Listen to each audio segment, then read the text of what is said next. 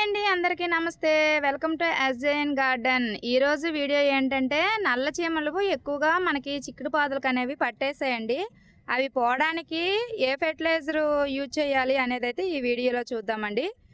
అది ఏంటి, ఎలా స్ప్రే చేయాలనేది చెప్పబోయే ముందు వీడియోకి ఒక లైక్ చేయండి. ఎవరైనా మన ఛానల్ని ఫస్ట్ టైం కనుక చూసినట్లయితే ప్లీజ్ సబ్స్క్రైబ్ చేసుకోండి ఫ్రెండ్స్. ఎంత చక్కగా ఉన్నాయో కదా చిక్కుడుకాయలన్నీ కూడా. ఈ చిక్కుడుకాయలన్నీ కూడా ఇప్పుడైతే హార్వెస్ట్ అయితే చేసుకుందాం. హార్వెస్ట్ చేసుకున్నాక మనమైతే స్ప్రే అయితే చేసుకుందాం. ఇప్పుడైతే చిక్కుడుకాయలన్నీ కూడా హార్వెస్ట్ అయితే చేసుకుందామండి. ఫస్ట్ మీరు స్టార్టింగ్ వీడియో చూసారు కదా, అదైతే మార్నింగ్ తీసిన వీడియో అనమాట. ఆ తర్వాత మధ్యాహ్నం పూట తీసిన వీడియో, అందుకే మీకు ఇంతగా ఆకు అనేది గ్రీన్ కలర్ లాగా కనిపించడం లేదనమాట. బాగా ఎండగా ఉంది. ఉదయాన్నే తీయాలంటే కొంచెం డిస్టర్బెన్స్ అయిపోయింది, అందువల్లే సగం వరకు వీడియో తీసి ఆపేసాను అనమాట. మిగతా వీడియో మధ్యాహ్నం పూట కంటిన్యూ చేశానండి. ఇప్పుడైతే చిక్కుడుకాయలన్నీ ఏరేసుకున్నాం కదా, ఏరేసుకున్న తర్వాత మనమైతే ఆ చీమలు పోవడానికి ఏ ఫెర్టిలైజర్ యూజ్ చేస్తాం అనేది అయితే ఇప్పుడు చూద్దాము.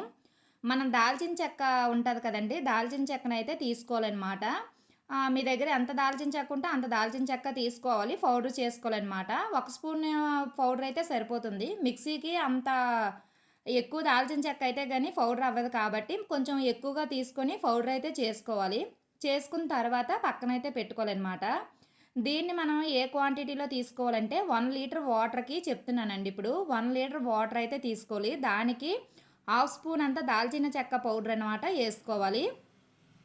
పసుపు 1 స్పూన్ అయినా పర్వాలేదు, లేదు అంటే 1/2 స్పూన్ అయినా పర్వాలేదండి. మనకి పసుపుతో ఎలాంటి ప్రాబ్లం ఉండదు కాబట్టి పసుపు కొంచెం ఎక్కువగానే తీసుకోవచ్చు. నేను ఎలా తీసుకున్నానో మీకు చూస్తున్నారు కదా. 1 లీటర్కి 1/2 స్పూన్ దాల్చిన చెక్క, 1 స్పూను పసుపు తీసుకున్నాను. రెండు కూడా వాటర్లో బాగా మిక్స్ చేసేయాలి. చేసిన తర్వాత ఆ వాటర్ని తీసుకెళ్ళి మనం స్టవ్ మీద పెట్టుకోవాలన్నమాట. బాగా మరగబెట్టుకోవాలి. ఒక పొంగు లేదా 2 పొంగులు వచ్చేంత వరకు కూడా బాగా, చూసారా కలర్ ఏ విధంగా వచ్చిందో, అలా వచ్చినంత వరకు కూడా బాగా మరగబెట్టుకోవాలి. బాగా మరగబెట్టుకున్న తర్వాత ఒక 10 నిమిషాలు కనుక, అంటే 10 నిమిషాల్లో చల్లారిపోదులేండి, ఒక 1 అవర్ కనుక పక్కన పెట్టేసామంటే బాగా చల్లారిపోతుంది. చల్లారిపోయిన తర్వాత ఇలాగైతే వడకట్టుకోవాలి. ఎంత రేషియోలో తీసుకోవాలి అనేసి అంటే నేను ప్రతి వీడియోలో చెప్తున్నానండి. 1:10 రేషియోలో మాత్రమే అన్నిటికి ఇప్పటి వరకు తీసుకొని వచ్చామన్నమాట. కానీ నా చిక్కుడు పాదులకి ఏమైందంటే చాలా ఎక్కువ చీమలు, అంటే చాలా ఎక్కువ చీమలు పట్టేశాయి. ఇది మీరు చూస్తున్న ఏదైతే వాటర్ టిన్ ఉందో అది 8 లీటర్ల వాటర్ అనమాట. 8 లీటర్ల వాటరు, 1 లీటరు ఇప్పుడు మనము చేసిన ఫెర్టిలైజరు, మొత్తం 8 లీటర్లు. 7 లీటర్ల వాటర్ అయితే తీసుకున్నాను. 1 లీటరు ఇదే ఏదైతే మనం ఫెర్టిలైజర్ చేసామో దాన్ని మొత్తం కలిపి 8 లీటర్ అనమాట. అంటే 1:7 రేషియోలో అయితే తీసుకొని అయితే నేనైతే స్ప్రే చేస్తున్నాను అనమాట. మీకు తక్కువ చీమలు కనుక ఉన్నాయి అనేసి అంటే 1:10 రేషియోలో తీసుకోండి. ఎక్కువ చీమలు కనుక ఉన్నాయి అంటే 1:5 రేషియో, 1:7 రేషియో, ఇలా ఏ విధంగా తీసుకున్నా పర్వాలేదండి. ఇదేమీ కెమికల్ కాదు కదా మొక్క చనిపోద్ది అనేసి అనుకోవడానికి.